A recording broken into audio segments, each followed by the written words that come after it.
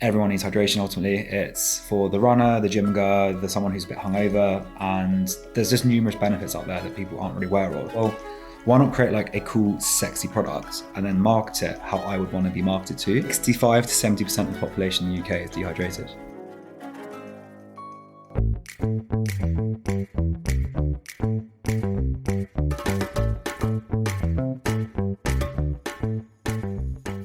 This is Catch-Ups in My Kitchen, the catch-up you need every week in order to look, feel and be the best version of yourself. Join me in my kitchen every week as I speak to a new guest about all things food, health and wellness. Whether it's a specialist in their field, an inspiring story, or just a big girly catch-up full of all the recommendations, tips and advice. In my kitchen, we talk about it all. Hey guys, and welcome back to another exciting episode of Catch-Ups in My Kitchen with me, Georgia Simmons, host of the podcast. In my kitchen this week, we are joined by Henry, the co-founder of SULT, the Electrolyte brand which has taken over the internet, which he has co-founded with Millie Goldsmith. I'm sure you have all heard and seen SULT online and are intrigued about it. Some of you may have tried it, and I wanted to sit down with Henry today and dig a bit deeper on the building of the brand. They have done an amazing job in taking us all along with them on the journey to build SULT. And it's really inspiring, and I know a lot of brands out there are now like, we need to do it the SULT way. So I wanted to speak to Henry about the building of the brand, about building of the community, and about why he wanted to start an electrolyte brand in the first place. This is a great episode. It's very honest, it's very real, and I think you're going to love it. So without further ado, let's go and join Henry in the kitchen. Henry, welcome to the kitchen. How are you? I'm good. How you doing? Good, thank you. It's great to have you here. Do you mind giving a quick elevator pitch? I'm Henry, the co-founder of SULT, Nice. which we've seen, which is essentially a hydration product, which is the most saturated market in the world right now. But our whole mission is to basically democratize it to the everyday person. It's not just for athletes. Everyone needs hydration ultimately. It's for the runner, the gym goer, the someone who's a bit hungover, and there's just numerous benefits out there that people aren't really aware of, and from my view anyway, because of how brands have marketed the electrolyte space. Like, you don't need it after a marathon. You probably need it first thing in the morning after you've been sleeping for God knows how long, or when you've had 10 beers at the pub, for example. So that's kind of what the brand mission's about. And yeah, we've been building it public for the last 6 months or so. And Nice. We're 2 months in since trading. Amazing. Yeah. I mean, I've seen it everywhere. You guys are doing an amazing job. Thank you. So we're going to get into it all in a minute, but we have a quick fire round first about food. Yeah. So what was your favourite restaurant in London? Oh my God, someone asked me this the other day and I've forgotten it again. It's that French place that does steak and chips. Oh Marylebone. God. Oh yeah. Honestly, forget it every time. Does it begin with the P? Where is it? Marylebone. Oh, It's like just steak and just chips. All you get is that, and it's French. can't remember the name. Don't know the name. I'll find another one. Find it. Yeah, pick another one. Pick another one. Called Orca. The sushi place. Yes. Big fan Yes. of that. Good. Yeah. Good one. Yeah, Yeah. Okay. Go-to Deliveroo. Ooh, poke bowl. Yeah. Nice. I just like fish. But Yeah, and also easy because you can't really make that at home. It's quite hard. So 100%, yeah, yeah. good one. Okay, what is your hangover meal? Hangover meal.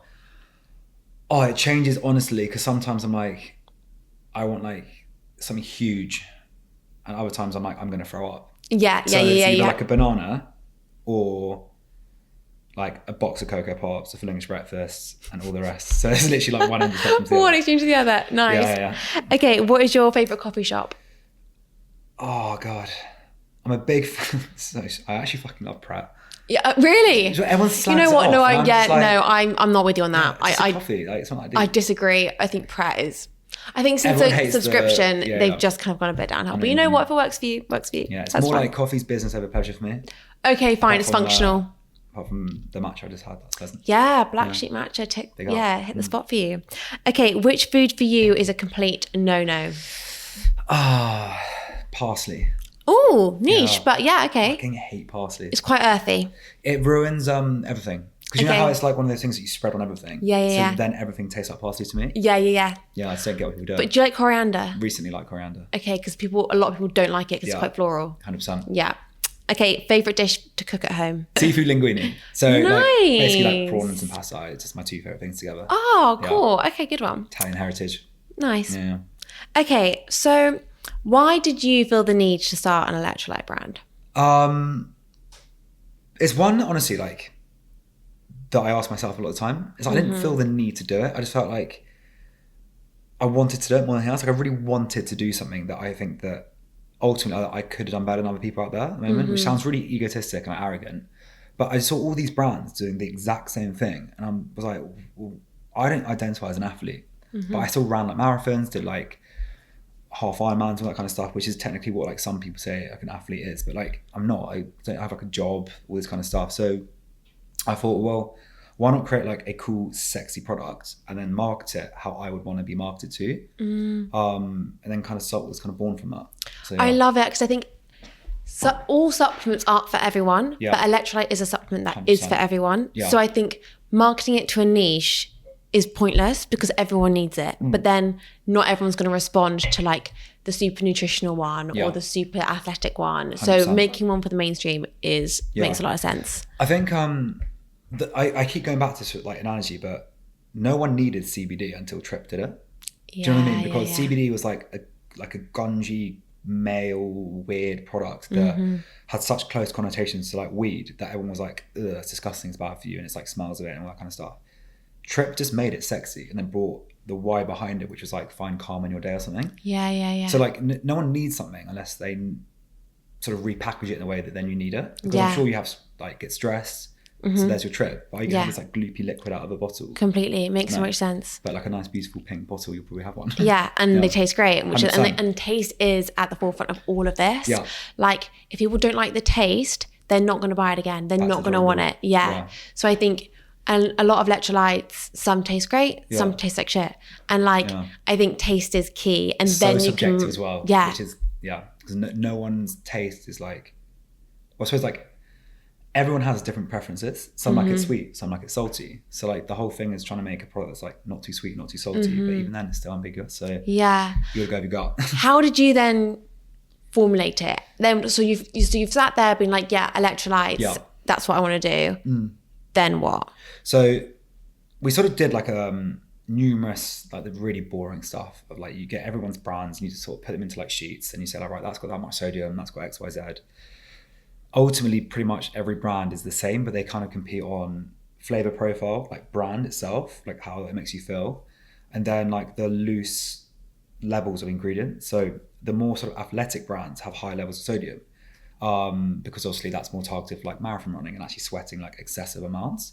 And then you go on the complete other end of the spectrum, which is like this is a word I can't say, effervescence. Yeah. Tablets. Yeah. That's like majority like bicarb to make it fizz, so it's actually got nothing in there. So we wanted to find a place where we're kind of like very high on like the potassium and stuff like that, but also like averaged in the middle for sodium. So then it's not too salty and it's for the everyday person. Right. And it's interesting because even now people are like, oh, it's really salty, because they're comparing us to like Barocca, which they think is hydration. Yeah. So like hydration is honestly still such like an emerging market here. And people's perception of what like salty is, for me, who's someone who's taken like strong electrolytes, is like, ooh, like that, I would say this is not salty.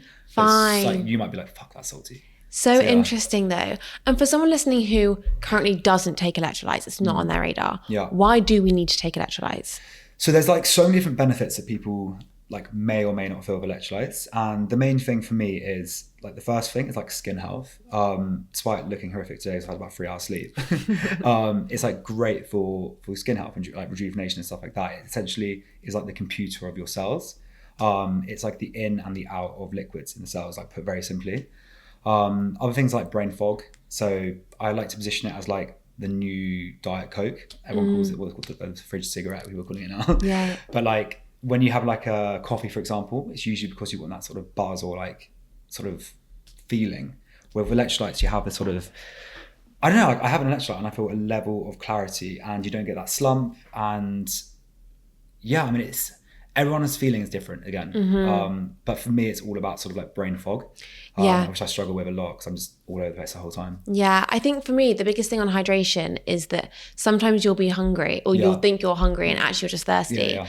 And another one is that like sometimes you can drink so much water and still be thirsty, and it's because of the salt element. Like people say now, like 100%. put some like Celtic salt in your water. Yeah. Who's actually going to do that? Yeah. Like you're not carrying salt around in your pocket, so it doesn't happen. So but suspect if you are. yeah. But then like if you do that, then your water is absorbed so much better. 100%. So when you have an electrolyte, you're like, oh, I actually feel like hydrated now, Yeah. and that's because of having. It's like, what is it like? I think it's comparable to like 1 glass of a good electrolyte is like 4 glasses of water, which is mental. That is crazy. Yeah. That is crazy. So again, it's like cell retention of the actual liquid that you're taking in. Yeah.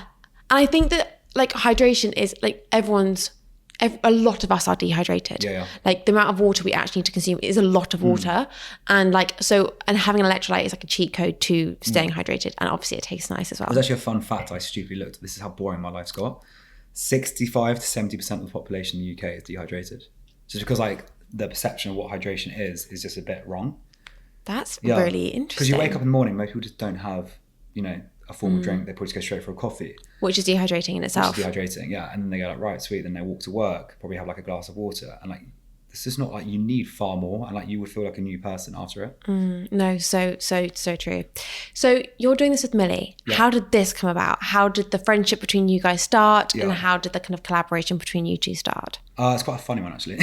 So me and Millie met, what is it, 2025 now? Yeah. Probably like 3 years ago on Hinge. No way. Yeah. And our friend Bronte, who you look a lot like, by the way, her sister. Yes, I've been told this. I was like, fuck, look at Chessie. That's so funny. Yeah. Bronte was trying to act like Cupid between us. Okay. And then we just did like some of those things you never really meet. And then we met at a run club, because I used to work at a brand that does run clubs. And Bronte and Millie were the two like ones who organised it. And I just saw like this connection that Millie had with her audience, and we got on really well. And like she was so chilled, and I was like, fuck, like you're going to be huge. Like you've got some sort of power and storytelling element that I've never seen. So then when I left my old role, I messaged Millie. I was like, I've got this idea, and I think you're like the perfect person to do it. And she was like, I'm in 100%. So amazing. It evolved super quick from us being like a match on Hinge, like hardly knowing each other, to being like straight into like the deep end of business partners. So it's quite an interesting dynamic. And like, how do your roles differ in the business? Because I think I'm a solo founder, and I always have been. Everything I've done is solo, and I'm like, God, this is so tough. That is horrible. But like, it really is in terms of like bouncing ideas off of like something, and like, it's so nice to have that repartee. Yeah. So how do your roles differ in the business? So I sort of do most of like the day-to-day running of the business. Whether that be like the overarching strategy and like just getting like the nitty gritty stuff done, if that makes sense, because there's a lot of stuff in business, as I'm sure you now know, that like it's so boring. Yeah. It's like you don't know what you're getting into unless you get into it.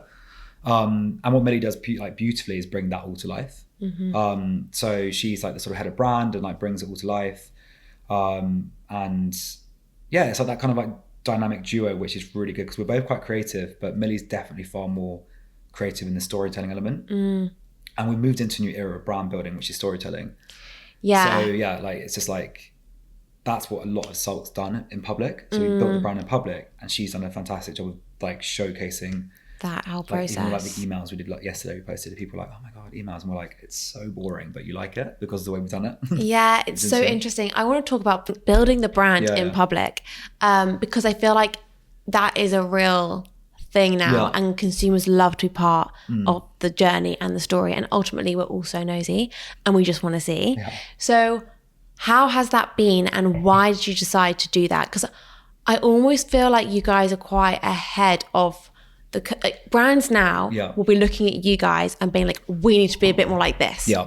And you're a new brand. Have you noticed it? Yes, I have. Have you? Yeah. It's happening. People are now like, let's take everyone behind the scenes and show that.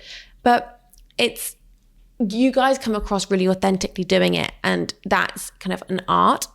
Not all brands will be able to do it like that. But why did you decide to take that approach? It's like such a good question, and I honestly should like understanding that why we did it was the fact that I generally think that we're moving into a new era of of like buying stuff. Like when you buy stuff, for example, like why would I buy Healthy Habits? I'll probably go onto the website, work out who's behind it, look into who you are, then buy it. Yeah. So I'm buying not just like the product, but like the who and then the why. Completely. And then every brand tries to do that by putting a fucking boring blurb on their website. But it's so inauthentic. And so when, came the idea, I was like, right, we need to show everything. We need to build this whole thing from, the color of the bottle to like the bottle, like design, everything needs to be done by the consumers. And then they feel part of the brand, like it's their brand too. And I think that's not the modern way, but the way at the moment that seems to be working better than other methods of marketing. Like I said, like we haven't done any ads yet. So it's all been organic through the content. I think that's probably why. I mean, it's such a hard question. No, but that's so true. But also, in a way, it's a cheat code because like they're making the decision, not you. And ultimately, you know what you might like. And I had this like one thing that I've got, which has been amazing, is like the podcast community. So like for me, I always knew I was going to do a wellness brand because I have thousands of people who are into wellness. So I'm like, I know what they want and what they like and what they don't like. So for me, I was like, okay, would you prefer this color or that color? And I want filtering process. I wanted one colorway, and they all wanted another. So I was like, well, there you 100%. Go. But it's a cheat code. Because what you're doing is you're basically launching a product before it's been launched and then getting customer feedback on it. So you can launch like, let's say 4 hypothetical products and realize that one of them is a complete waste of time. So then you just don't put any effort or resources to that and then double down on the ones that do. So you're saving a load of money, a load of time, and actually getting people involved to then feel part of it, to then buy the product at the end of the day. So it's kind of like a Strava effect, like self-feeding. So you do the exercise, you post about the exercise, people see it, and it's like the circle sort of effect. Completely. And also people buy from people. 100%. So like a brand on a shelf or a product on a shelf is just so one-dimensional. There's no personality behind that. It's a really hard sell.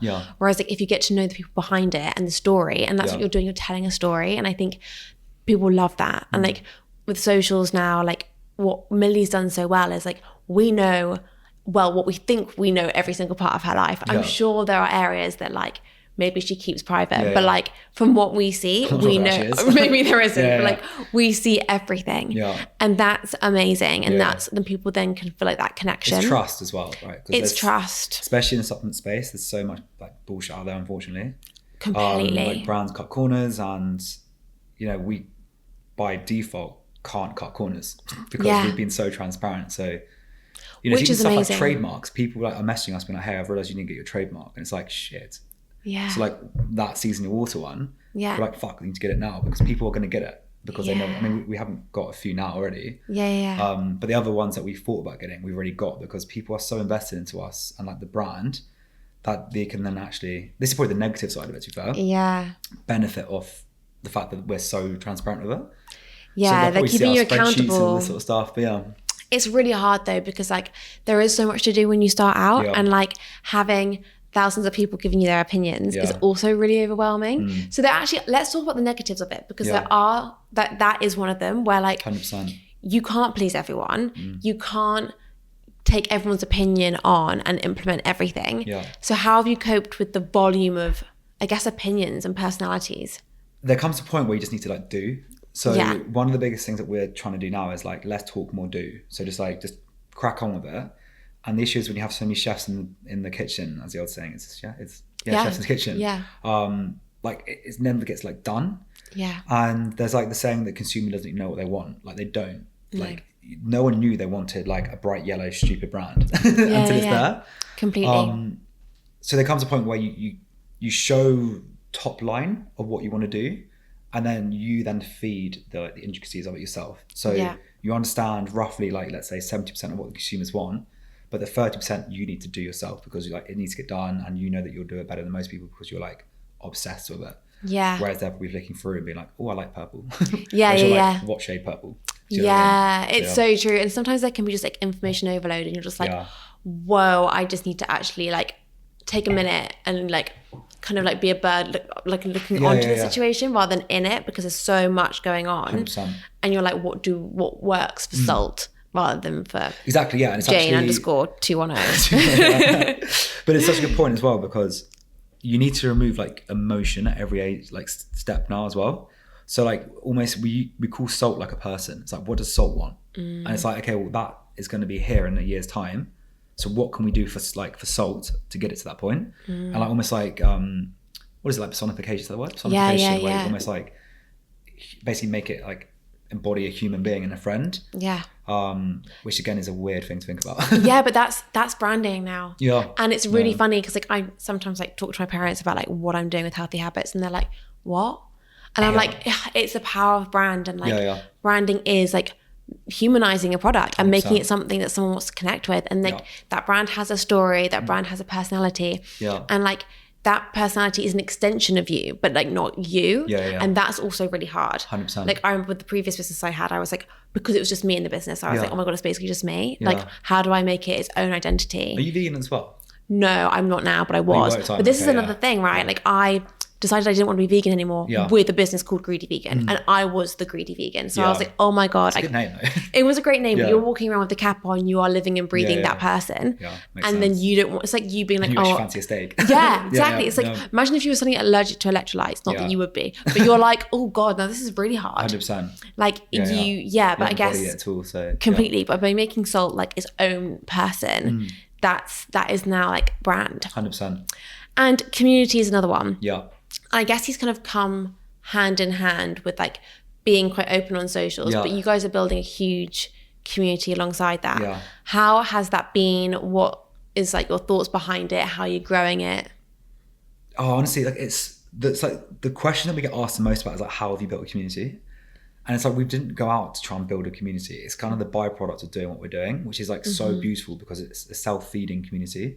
So they're like, almost like a little cult now, which is really cool. Like the SULT crew, like we call it the crew. I don't know why. It's so cringe. But it's like it's literally the byproduct of being so transparent and so like us and unhinged about everything we do, that people just see us as like just human beings, which is so unique in like a wellness space, right? Like we're not glossy. We just crack on what we're doing. We show people what we're doing, and then people look at that like a mate too.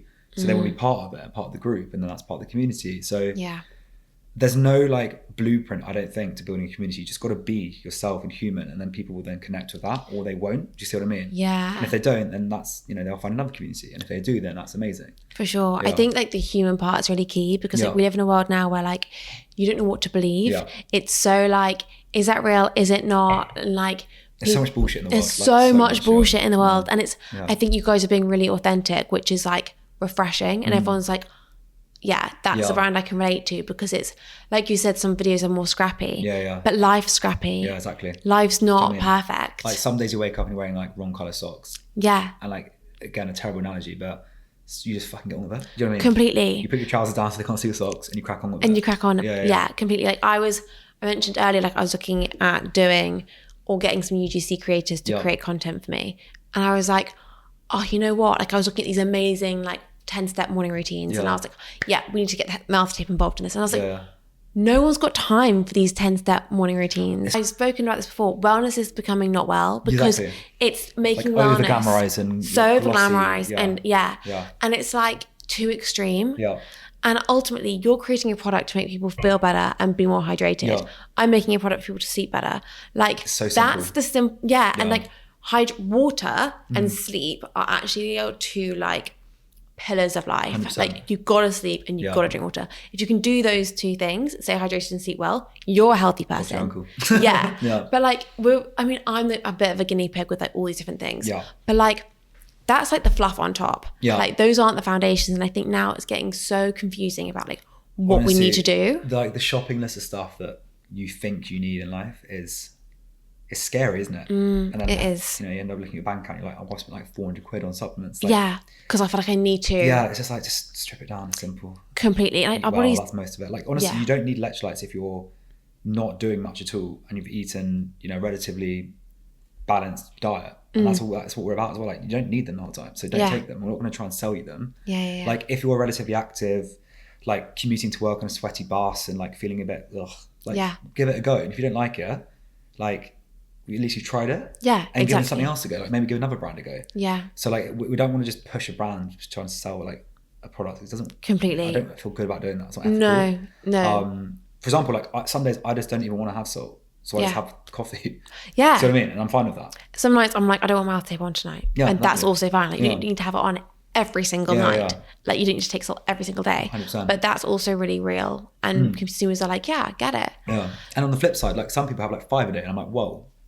Love you. Go easy. Subscribe. Yeah. No, so true. So when kind of building the brand, what brands were there that you were like, and they might not even be like F&B brands or wellness brands, but like what brands were out there that you're like, we want to be like this, or inspired you? So tone of voice wise, like Surreal, protein cereal. Yeah, nice. Again, they're just like unhinged, say how it is, get relatively cancelled a lot of the time. But not for like bad reasons, but funny reasons. Yeah. So I think tone of voice and like the feeling is like Surreal. And then like visual identity, to be honest, that was one of our biggest things. We didn't take references. I was like, I don't want to copy, because every brand at the moment just seems to be copying and pasting other people's brands. Yeah. And there was a point where we started to use references, and I was like, no, I'm not happy because it looks too similar to someone else's brand, and I don't want that. And even like some people are saying it looks like Humantra, and I'm like, that kills me, because there was never a time in this world that I ever wanted it to look like that. No. So when I was looking at it, I was like, A, I don't think it does at all, and B, like it's so hard to change everything in the hydration space. Completely. There's going to be an element of similarity. I genuinely think like we are the most unique looking electrolyte brand in the world right now. Yeah. Like, there's nothing close. No, I agree. Then, like we didn't want to go for like, perfect simplicity. We've gone for like a bit of unhinged like beauty. That's how I look at it. Because it is a bit like, these stickers, like they're a bit like, there's personality to it, but there's actually like sleekness and beauty to it. Because like the color itself, like Pantone, is so hard to get. But we obsessed about the color because we knew that like a brand identity in color cuts through so much noise. Because when you see that yellow, you're like, shit, that's salt yellow. Yeah. And that's huge. Like we said, like turning London yellow. That's like a statement, because like people understand that color is now salt. Yeah. So we use it across like all the socials, so that instantly that's a salt video, for example. Yeah, that's really good. So that was kind of like the reference points, was brand color, I think, more than anything else. Yeah.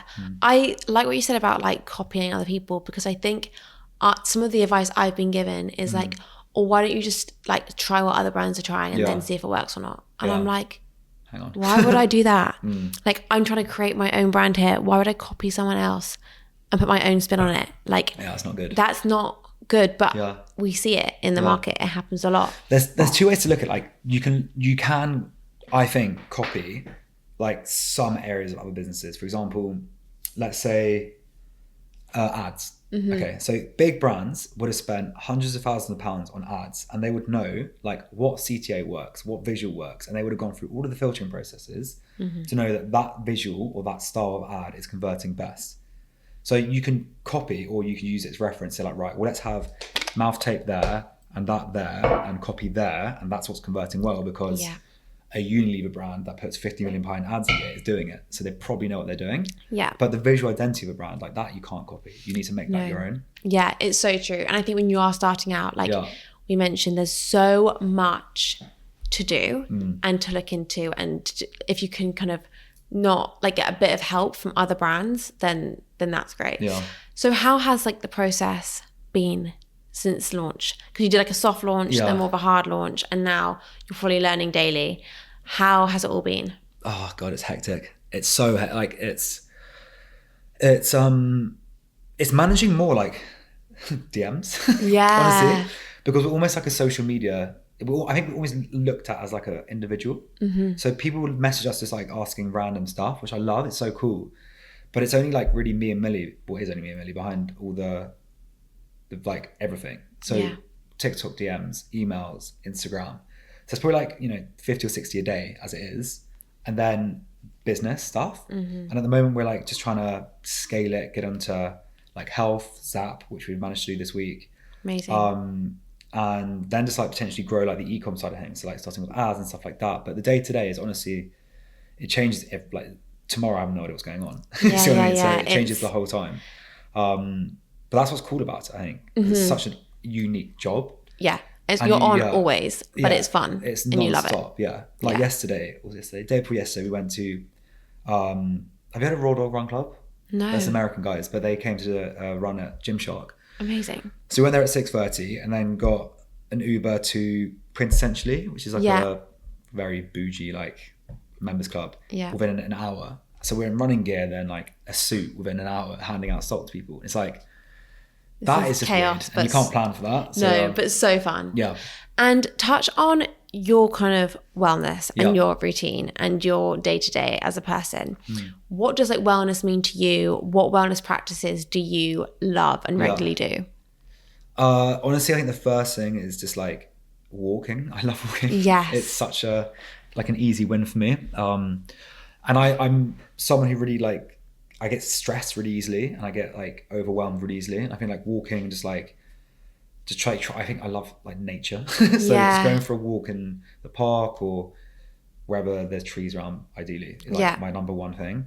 And the next thing is like a form of exercise a day. So I've actually quit my gym membership and now I'll just go to the pull-up bars. So it forces me to go outside like more and then move the body more. Nice. So it's like forcing myself to do stuff like that. Yeah.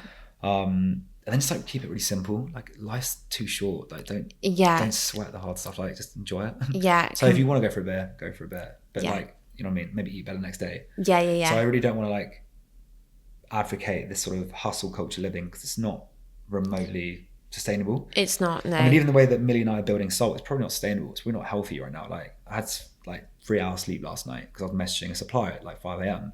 But like maybe next week I won't work for a day. So it's fine. Do you know what I mean? Yeah, but you make it's just it like work. Putting your hands on and being like, yeah, that's not sustainable. So I think that's like the long-term wellness. No, I agree. I think firstly, London's such a great city to be able to walk in. Yeah. And I think, I agree with you on that. And the sustainability, like the balance doesn't exist, especially when you're starting. Like it's just chaos. Some days you're like, wow, I've actually, some days you're like, oh, it's quieter now. Maybe I should make the most of it. But then I get such guilt. So then you're like, oh, no, I need to be on something else. Yeah. But finding your own kind of balance. And like you say, not making it so overwhelming because it is overwhelming out there. And I always think that when you work for yourself, like you and I do, like we have the freedom to be able to like navigate our days how we want. But for those who are doing like the 9 to 5 and like hearing all these wellness things, it's like, where do you fit that crap into your day? Honestly, like I think you probably have this same feeling, but I would love just to close my laptop at 5 o'clock. Yeah. Like, oh bam. my God. Do you know what I mean? Yes. Imagine like going to work 9 a.m. Boop, like working 5 o'clock, bam.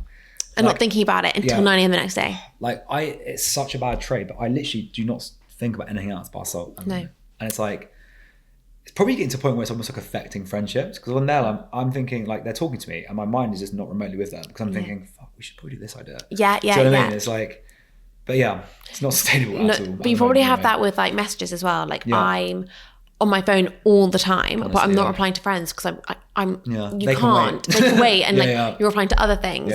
But everyone's like, you're online. It's like, I know, but not to you. Not to you. Like it's so hard. Terrible.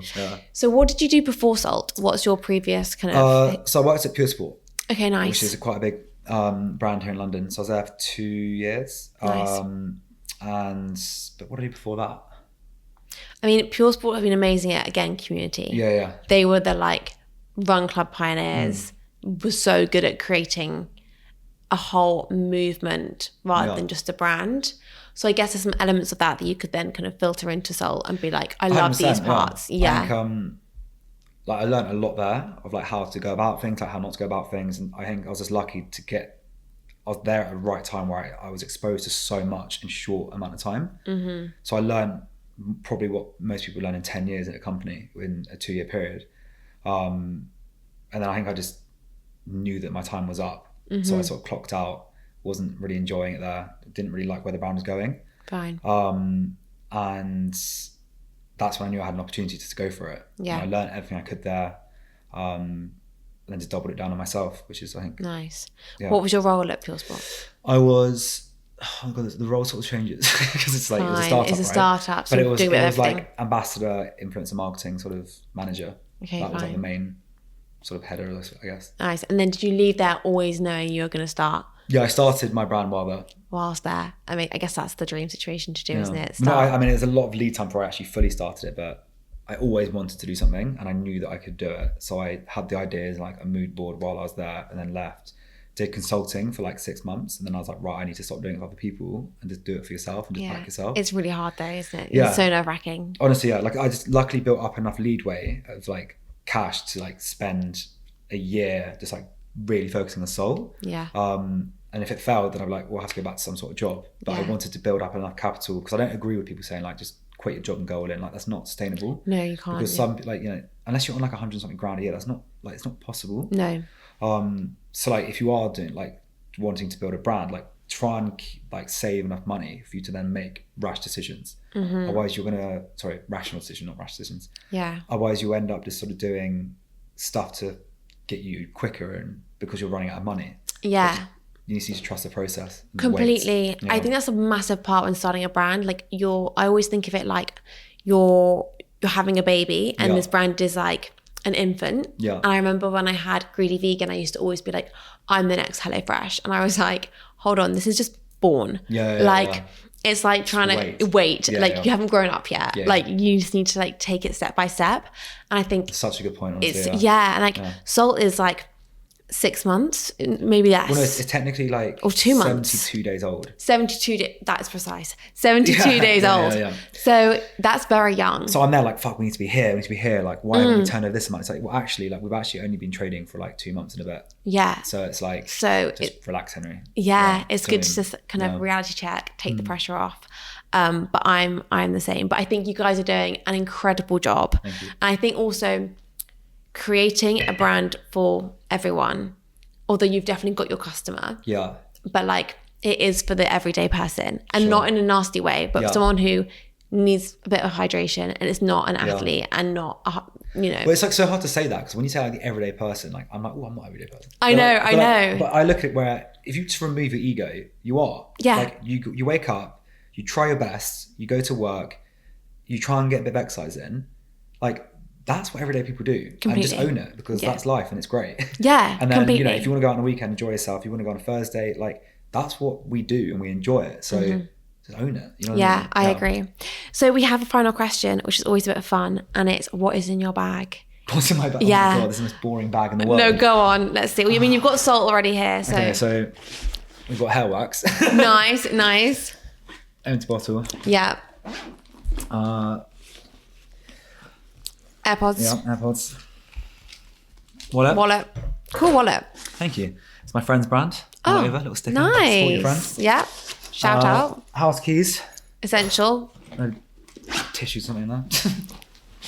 Oh, it's such a boring bag. Honestly, it's okay. I'm putting you on the spot here. Just like a load of chargers. It's just startup camera, chargers, and then laptop. Nice. And then amazing. That's amazing. We love it. How boring. But you know what? That's okay. That's real. That's real. Yeah, that's real life. That's real life. Well, Henry, thank you so much for coming to the kitchen. I've loved hearing the behind the scenes. SULT is super exciting. Thank you so much. You guys are doing great. So thank you so much for sharing it all. That's good fun. Thank you guys so much for listening, and I hope you enjoyed the episode. If you're loving hearing about these brands which have taken over and are huge on socials, you're going to love next week, as we are joined by my gorgeous friend Isabel Pearl, who has the brand Pearl. It is a skincare brand which she's formulated herself. It's honestly incredible, and I can't wait for you guys to hear her story and journey. So if you're intrigued about that, make sure you follow us along, click that follow button, and you'll then be notified next week when that episode goes live. Thank you so much again, and see you next week.